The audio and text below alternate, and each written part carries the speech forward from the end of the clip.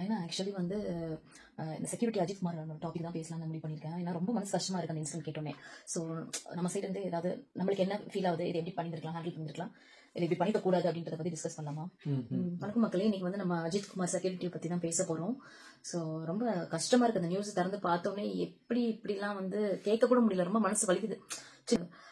என்கொயரியே வந்து ப்ராப்பரா ஸ்டார்ட் பண்ணாம அதுக்குள்ளே அவங்க லைஃப் முடிச்சு வச்சுட்டாங்களே அப்படின்னு சொல்லிட்டு. ஸோ காசு இல்லைன்ற ஒரு காரணத்துக்காக வந்து இப்படி தாக்கப்படணுமா ஏழை மக்கள்லாம் அப்படின்ற மாதிரி மனசு ரொம்ப வேதனையா இருக்கு. நான் என்ன ஃபீல் பண்றேன், ஆக்சுவலாக ரொம்ப ரொம்ப சுகமான விஷயம். ஆக்சுவலாக அவங்க அப்பா அம்மா நினச்சா ரொம்ப கஷ்டமாக இருக்குது. அப்பா இறந்துட்டாங்க ஆல்ரெடி சொன்னாங்க. அம்மா ரொம்ப கஷ்டப்பட்டு வளர்த்துருக்கேன், தம்பி ஒருத்தர் இருக்கான்ற மாதிரி கேள்விப்பட்டேன். ஸோ இது ரொம்ப ரொம்ப கஷ்டமான விஷயம். ஆனால் என்ன சம்பாதிக்க போகிறாங்க அந்த மாதிரி தொழிலில் இருந்து அவர்கிட்ட போகும்போது அந்த பொம்பளை ஒரு 500 ரூபா தரத்துக்கு சண்டை போட்டு இந்த மாதிரி ஒரு பிரச்சனை உருவாயிருக்குன்னு தெரியல. ஆக்சுவலாக நிறைய கேள்விகள் இருக்குது. ஏன் வந்து இந்த சம்பவம் நடந்திருக்கும் அப்படின்னு சொல்லிட்டு. இது ஒரு நல்ல உண்மையான புகாரா இல்லைனா பொய்யான புகாரான்றது கூட தெரிய மாட்டேது. ஏன்னா அந்த அம்மா வந்து காரை கொடுத்துட்டு போனேன், 500 ரூபா கேட்டேன், காரை வந்து பார்த்தப்போ நகை இல்லைன்னு தெரிஞ்சுது அப்படி சொல்லிட்டு.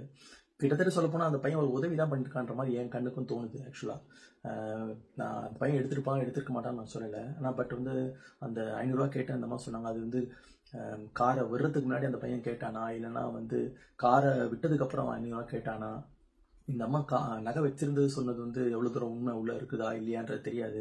அதுக்கு எந்த ஒரு ப்ரூஃபும் வந்து போலீஸ்காரங்க வந்து அந்த அம்மாட்ட கேட்டாங்களா, நகை வச்சது என்ன ஒரு சாட்சி இருக்குன்றது தெரியாது. இந்த அம்மா வந்து ஃபால்ஸ் கிளைம், காரில் வந்து இந்த ப்ராப்பர்ட்டி லாஸ்ன்ற மாதிரி எதனா வந்து இன்சூரன்ஸ் கிளைம் பண்ணுறதுக்காக இந்த பணத்தை வந்து எப்படின்னா வந்து ரெக்கவர் பண்ணுற மாதிரி ஃபால்ஸ் ஒரு அலிகேஷன் மாதிரி பண்ணி அதை ஒரு இன்சூரன்ஸ் கிளைம் பண்ணுறான்ற மாதிரி தெரியல எனக்கு. என்ன காரணத்துக்காக வந்து இப்படி பண்ணியிருக்காங்கன்றது ஒன்றும் தெரியல. அதுவும் ரெண்டாவது கொஞ்சம் கூடிய என்ன போலீஸ் ஆக்ஷன் சீக்கிரம் எடுக்கிறது நல்லது தான். ஆனால் இவ்வளோ சீக்கிரம் ஒரு உயிரெடுக்கிற அளவுக்கு ஒரு ஆக்ஷன் எடுக்குமான்றது வந்து ஒரு பெரிய கேள்விக்குறி தான். ஏன் அந்த யார் இந்த அம்மா வந்து யாரோட பெரிய பெரிய அதிகாரிகிட்ட பேசி இவ்வளோ பெரிய ஒரு அநீதி இந்த பையனுக்கு வர வைக்கணுன்றது வந்து ஒரு கஷ்டமான செயலாக தான் இருக்குது. நான் முன்னாடி ஏன் நான் சொன்னேன்னா வந்து 500 ரூபா வந்து கார் பார்க்கிங் பண்ணுறதுக்கு முன்னாடி அவன் கேட்டானா இல்லைனா கார் பார்க்கிங் பண்ணதுக்கு அப்புறம் கேட்டானா கேட்டேன். ஏன் காரணம்னா கார் பார்க்கிங் பண்ணுறதுக்கு முன்னாடியே ஒருத்தர் 500 ரூபா கேட்டானா அப்போ உனக்கே தெரிஞ்சிருக்கும் இந்த மாதிரி வந்து டீலிங் நமக்கு தேவை கிடையாது, நம்ம காருக்குள்ளே நகை இருக்குது, அதெல்லாம் இந்த பையன்கிட்ட 500 ரூபாய்க்கு ஆசைப்படுறாங்க பையன் 500 ரூபாய்க்கு ஆசைப்படுற பையன்கிட்ட வந்து நம்ம வந்து காரை கொடுத்துட்டு போகக்கூடாதுன்ற மாதிரி உனக்கு தெரிஞ்சிருக்கணும்.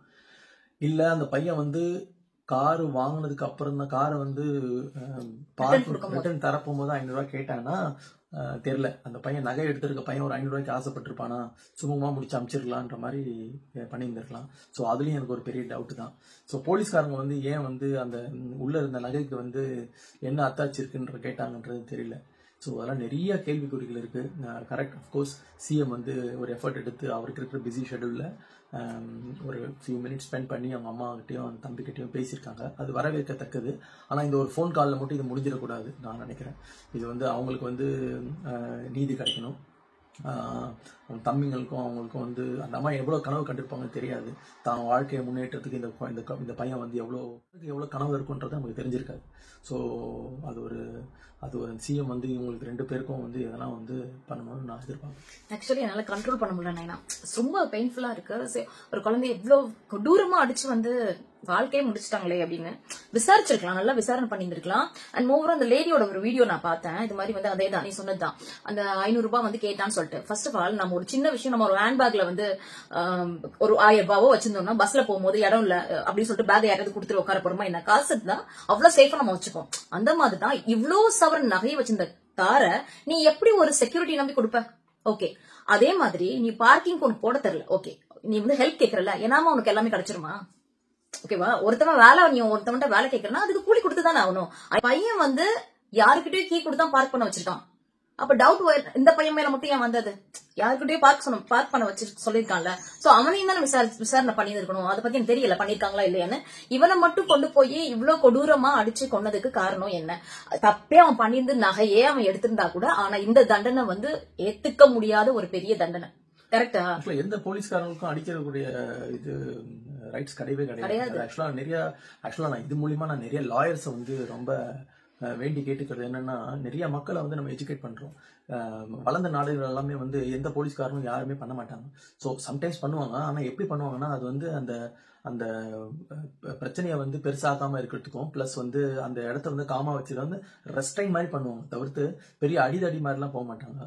ஆனா வந்து இது நடந்து முடிஞ்ச சம்பவம். முதல்ல இது வந்து தடுக்கிற மாதிரி விஷயமா இருந்தா நீ வந்து ஒரு பிசிக்கல் வயலன்ஸை கொண்டு வந்து நீ வந்து தடுக்கலாம் சொல்லலாம். ஆனா திருட்டு போயிடுச்சு, இதுக்கு மேல நம்ம என்ன பண்ண முடியும்னு தெரியாது. உயிர் எடுத்தாதான் அந்த நகை வருமானது சாத்தியமே கிடையாது விஷயம். அப்படி இருக்க போகும்போது நம்ம ஏன் அந்த வந்து உயிர் எடுத்துருக்கணுன்ற ஒரு பெரிய கேள்விக்குறி எனக்கு இருக்கு.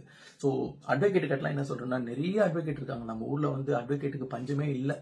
நிறைய பேர் வந்து அது பெரிய கிரேட் ப்ரொஃபஷன். எப்படி வந்து மருத்துவர்களை வந்து எப்படி நம்ம பெரிய இன்ஃபர்மேட்டிவா நினைக்கிறோமோ, அதே மாதிரி அட்வொகேட்ஸுக்கு வந்து ரொம்ப பெரிய இன்ஃபர்மேஷன் மக்களுக்கு தரணும்னு நான் நினைக்கிறேன். நிறைய இப்போ இருக்கிற சோஷியல் மீடியா மூலியமா அட்வொகேட்ஸ் எல்லாருமே வந்து நமக்குரிய ரைட்ஸ் என்னன்றது நமக்கு தெரியணும். யாருன்னா போலீஸ்காரங்க வந்து பக்கத்துல இருந்தாலும் நம்ம பயந்து அவங்ககிட்ட பேசுறோம். ஆனா எந்த வளர்ந்த கண்ட்ரிலும் அப்படி கிடையாது. வீட்டுக்குள்ள நுழையறதுக்கே அவங்க பர்மிஷன் கேட்டு தான் வராங்க.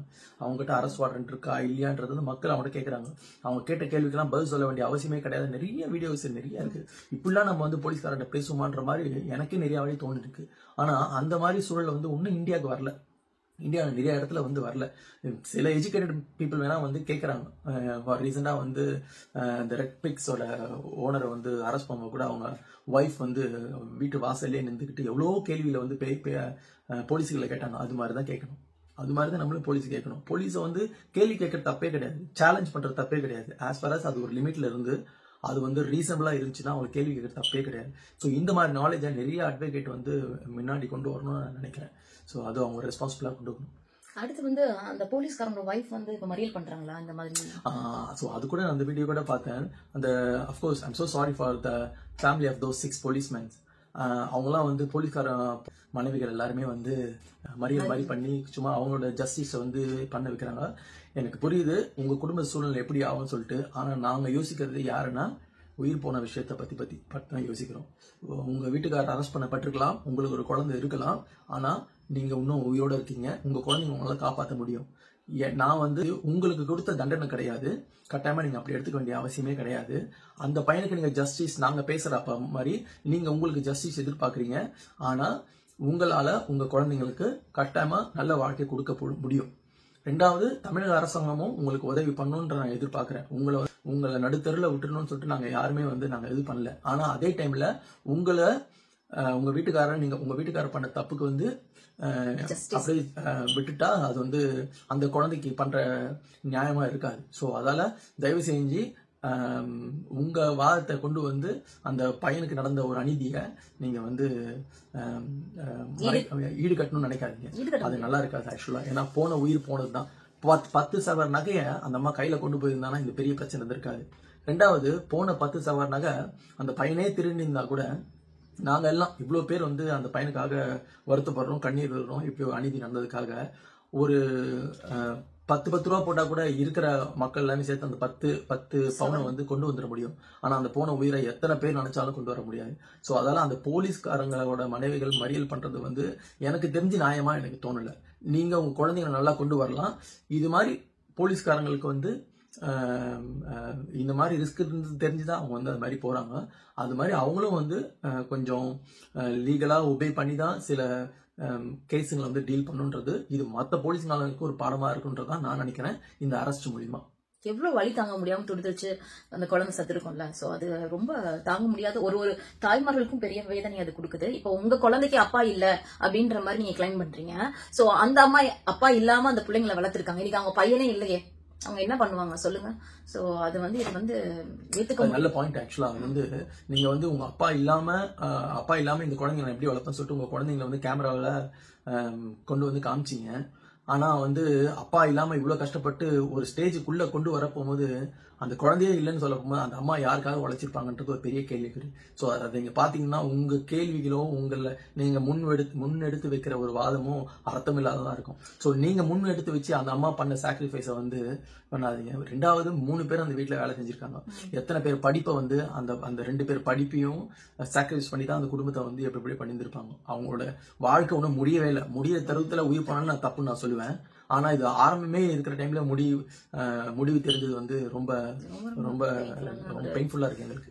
சுத்தமா ஆக்சுவலி இது மாதிரி ஒரு இன்சிடென்ட்டும் பார்க்கும்போது மனசுக்கு ரொம்ப அப்படியே துடிக்குது. என்னடா சட்டம் வச்சிருக்கீங்க, பயங்கரமா கொடூரமா ஒரு பெண் குழந்தையவோ ஒரு பெண்களையோ ரேப் பண்ணி கொன்னுட்டு போற அந்த ஒரு கொடூரனுக்கு கூட இந்த பனிஷ்மெண்ட் கிடையாது.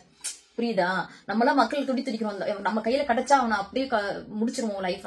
அவனுக்கு கூட இந்த மாதிரியான ஒரு பனிஷ்மெண்ட் கிடையாது. ஆனா அவன் இந்த அஜித்குமார் வந்து தப்பு பண்ணினாரா பண்ணலையா எந்த ஒரு தீவிர விசாரணையும் இல்லாம இன்ஹியூமனிட்டியில இல்ல இந்த மாதிரி வந்து அவர் அடிச்சு கொன்னதுன்றது வந்து ஏத்துக்க முடியாத ஒரு இந்த கேஸ வந்து விசாரிக்க வேண்டியது அப்படின்னு இல்ல. ஆனா அந்த அம்மா நகை வச்சுட்டு போனாங்கன்னா அவங்க நிறைய ஓனர்ஷிப் எடுத்துக்கணும். அவங்களோட ரெஸ்பான்சிபிலிட்டி அதிகமா இருக்குது. இல்ல நகையை வந்து கார்ல வைக்கிறதுக்காக தான் வந்து நகை கிடையாது ஆக்சுவலா. அப்படியே சப்போஸ் அந்த பையன்ட்ட கார் கொடுக்குறேன்னு தெரிஞ்சதுன்னா ஃபர்ஸ்ட் 500 ரூபா வந்து கேட்கிற பையன்ட்ட இவ்வளவு ரெஸ்பான்சிபிளான வேலையை கொடுக்க முடியுமான்னு யோசிச்சிடணும். அப்படியே இல்லாத மத்தவங்கள்ட்ட கொடுக்குற மாதிரி இருந்துச்சுன்னா அந்த நகையை 10 பவுன் வந்து நகையில ஹேண்ட்பேக்ல போட்டு வச்சிருக்கலாம். ஏன் அந்த அம்மா இன்னைக்கு இருக்கும் ஒரு பெரிய இதா தான் இருக்குது, காருக்குள்ள ஏன் நகையை வைக்கணும்ன்றது தெரியல. எவ்வளவு கார்ல வந்து எவ்வளவு திங்ஸ் எல்லாம் வந்து தொலைஞ்சு போகுது. அப்படி இருக்க போகும்போது எப்படி அந்த அம்மா கொடுத்து வைக்க முடியும்ன்றது தெரியல. ரெண்டாவது அந்த அம்மா அங்கேயே நோட் பண்ணாம எதுக்கு எங்கேயோ போய் சாப்பிட போகும்போது அந்த நகை காணாம போச்சுன்றதை ரியலைஸ் பண்ணிட்டு திருப்பியும் வந்து அந்த பையனை பார்க்கணுன்றது தெரியாது. அப்படி உங்களுக்கு பயமா இருந்துச்சுன்னா அந்த கார் எடுக்க போகும்போதே நோட் பண்ணி இருந்திருக்கலாம் அப்படின்ற மாதிரி தோணுது. ஆனா பட் எதுக்கு அந்த மாதிரி பண்ணாங்கன்றது தெரியல. ஆக்சுவலா இந்த வீடியோ மூலமா என்ன சொல்லணும்னா நிறைய பாயிண்ட்கள் எங்களுக்கு வந்து மனசுக்குள்ள வந்ததை மட்டும் தான் நாங்க இதுல போடுறோம். சோ இது எங்க குமுங்களை எங்களோட நாங்க டெய்லி டிஸ்கஸ் பண்றது வந்து இதுல வந்து போட்டு போர் அடிக்க இல்ல. பட் எங்களோட கேள்வி என்னன்னா இது மூலியமா தமிழக அரசாங்கம் இதுல ஆக்சுவலா தமிழக அரசாங்கத்துக்கு வந்து நாங்க வந்து உடன்பாடு இருக்குன்றது தெரியல. இதை நான் வந்து கவர்மெண்டோட ஃபெயிலியரா நான் பார்க்கல. பட் இருந்தாலும் கவர்மெண்ட் எவ்வளவு மூலியமா ஆக்ஷன் எடுக்கிறதோ அது மூலியமா தான் கவர்மெண்டோட சக்சஸ் இருக்குன்னு நான் நினைக்கிறேன். சப்போஸ் இதுக்கு மேல கவர்மெண்ட் வந்து ஆக்ஷன் எடுக்காம போச்சுன்னா அப்ப வந்து கவர்மெண்டோட ஃபெயிலியர் நான் எடுப்பேன். ஆனா நடந்த சம்பவத்துக்கு எல்லாத்துக்குமே கவர்மெண்ட் ஃபெயிலியர்னு சொல்ற மாதிரி நான் அந்த கன்க்ளூஷனுக்கு நான் வரமாட்டேன். ஒண்ணு. ரெண்டாவது, இது மூலியமா என்ன சொல்ல விருப்பப்படுறேன்னா எல்லா லாயர்ஸும் நிறைய எஃபர்ட் எடுக்கணும். சோசியல் மீடியா மூலியமா மக்களை வந்து அவங்களோட ரைட்ஸ் என்னன்னு எஜுகேட் பண்ணணும். அந்த மூலியமா எஜுகேட் பண்றது மூலியமா தான் நிறைய விஷயங்கள் வெளில வரட்டும். ஒவ்வொரு கட்சிக்கும் வந்து சட்ட இலாக்கான்னு சொல்லிட்டு ஒரு குரூப்பா வச்சிருக்காங்க. திமுக ஒரு சட்ட இலாக்கா ஒன்று இருக்கு, அதிமுக ஒரு சட்ட இலாக்கா இருக்கு. ஒவ்வொரு பார்ட்டிலையும் அட்வொகேட் குரூப்னு ஒன்று இருக்குது. அது மட்டும் இல்லாம எல்லாருமே அவங்களோட ஒரு சோசியல் மீடியா ஓபன் பண்ணி அவங்க எஜுகேட் பண்ணணும்னு நான் நினைக்கிறேன். மூணாவது, அந்த ஃபேமிலி இருக்காங்கல்ல 6 போலீஸ்காரங்க ஃபேமிலி, அவங்களோட குடும்பத்துக்கு முடிஞ்சா எதனா பண்ணலாம். ஆனா அவங்க வந்து ரோட்ல வந்து மறியல் பண்றது வந்து இல்லைன்னா ஏதாவது ஒரு ஆபீஸ் வெளியில வந்து போலீஸ் ஸ்டேஷன் வெளியில வந்து சும்மா போராட்டம் மாதிரி பண்றது வந்து எந்த விதத்துல நியாயன்றது எனக்கு தெரியல. அவங்க எல்லா சட்ட ரீதியா ஒரு ஆக்ஷன் எடுக்க போகும்போது எல்லாருமே ரோட்ல நின்றுட்டாங்கன்னா அப்ப சட்டத்துக்கு மதிப்பு இல்லாம போயிடும். ஸோ இந்த மாதிரி 3 விஷயத்த வந்து மையப்படுத்தி தான் நான் வந்து பேசணும்னு நினைச்சேன். Anyway, thank you very much. Hope Ajit Kumar will get justice. Thank you. Justice for Ajit Kumar. Thank you, Murali.